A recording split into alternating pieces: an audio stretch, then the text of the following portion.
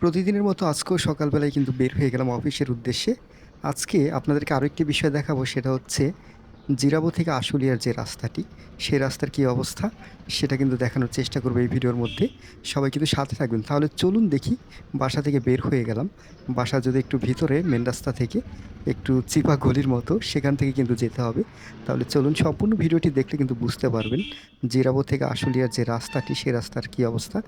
প্রথমে একটু বাঁক, সামনে কে যেন দাঁড়িয়ে রয়েছে, একটা বাচ্চা ছেলে মাদ্রাসা থেকে যাচ্ছে হয়তোবা।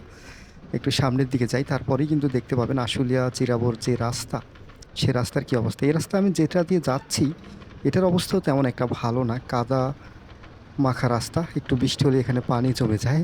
সেটা হয়তো দেখতেই পাচ্ছেন ভিডিওতে, একটু আলো বেশি মনে হচ্ছে, সে কারণে হয়তোবা বুঝতে পারছেন না। এখন হয়তোবা দেখতে পাচ্ছেন ক্লিয়ারলি কী অবস্থা। সামনের দিকে যাই, দেখেন কাদা, দুই সাইডে পানি। এ হচ্ছে অবস্থা। একটু বৃষ্টি হলেই কিন্তু এখানে পানি জমে যায়। একেবারে ছোট একটি রাস্তা। একেবারে সামনে যে রাস্তাটি দেখতে পাচ্ছেন, সেটাই কিন্তু আশুলিয়া জিরাবো যে মেন রাস্তা। উপরে কিন্তু ফ্লাইওভারের কাজ হচ্ছে। আশুলিয়া এক্সপ্রেসওয়ে যেটি, সেটির কিন্তু কাজ হচ্ছে। দেখা যাক, রাস্তা পার হয়ে অফিসের দিকে চলে যাই। একেবারে কাছাকাছি অফিস।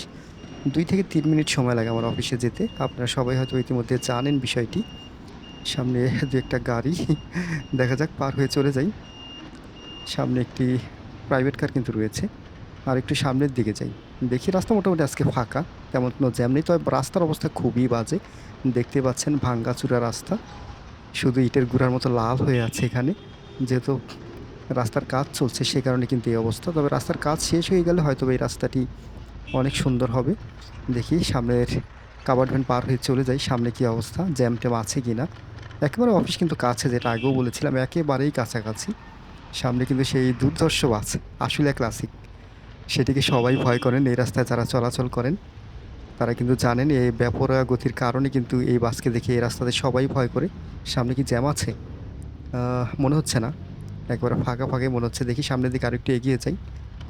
কতটা জ্যাম আছে কিনা। যদিও অফিসের কাছাকাছি কিন্তু একেবারে চলে এসেছি। সবাই কিন্তু শেষ পর্যন্ত দেখবেন। কতক্ষণ সময় লাগে আমার অফিসে যেতে, সেটি কিন্তু দেখার জন্য সম্পূর্ণ ভিডিওটি দেখতে পারবেন। দেখতে হবে, সম্পূর্ণ ভিডিওটি দেখতে হবে। সম্পূর্ণ ভিডিও দেখলেই বুঝতে পারবেন কতটা সময় লাগছে আমাদের অফিসে যাওয়ার জন্য। যদিও যেটি আগেই বলছিলাম, একেবারে কাছাকাছি অফিসের গেটে কিন্তু চলে এসেছে অলরেডি। এটা হচ্ছে আমাদের অফিসের মেন গেট। সামনের গেট দিয়েই কিন্তু আমার অফিসে প্রবেশ করতে হবে। একেবারে কাছাকাছি কিন্তু চলে এসেছি। এই যে এটাই হচ্ছে আমাদের গেট। এখন গেটটা খুলেই কিন্তু অফিসের ভিতরে চলে যাব। এটাই হচ্ছে আমাদের অফিস। ভিতরে কিছু গাড়িও রয়েছে। পার্কিংয়ের যে জায়গা রয়েছে, সেখানে পার্কিং করব। তাহলে চলুন শেষ পর্যন্ত ভিডিওটি দেখি। সবাইকে অনেক অনেক ধন্যবাদ।